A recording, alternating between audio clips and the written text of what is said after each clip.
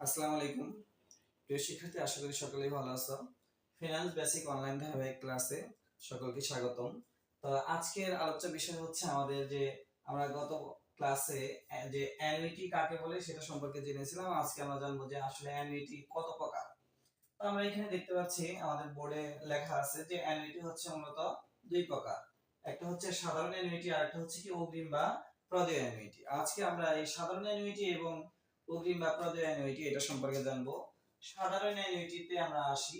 আমরা গত ক্লাসে বলেছিলাম অ্যানুইটি আসলে মূলত কি। অ্যানুইটি বলা হয়েছিল যে যখন সমপরিমাণ অর্থ জমা এবং গ্রহণ করা হয় তখন হবে অ্যানুইটি। আর সাধারণ অ্যানুইটি কখন হবে? সাধারণ অ্যানুইটি হবে তখন যে যখন এই সমপরিমাণ অর্থটা প্রত্যেক সময়ান্তের শেষে জমা এবং গ্রহণ করা হয় তখন সেটা হবে কি সাধারণ অ্যানুইটি। খেয়াল করলে দেখা যায় যে প্রত্যেক সময়ান্তের শেষে কেন বলা হলো।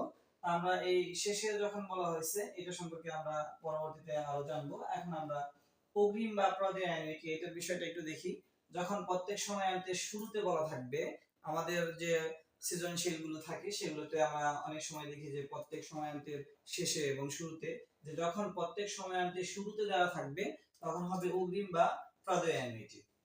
আমরা যদি একটু চিন্তা করে বলি যে বা আমরা আমাদের পারিপার্শ্বিক অবস্থা এটার প্রেক্ষিতে আমি একটু যদি উদাহরণের সাহায্যে বলি তাহলে দেখো যে আমাদের হচ্ছে সাধারণত আমরা এই যে আমাদের আশেপাশে ওয়ালটন বা সিঙ্গার এগুলোর যে শোরুম গুলো আছে এখান থেকে আমরা অনেক সময় অনেক বিষয় বা অনেক জিনিস এগুলো আমরা কিস্তির মাধ্যমে কিনে থাকি।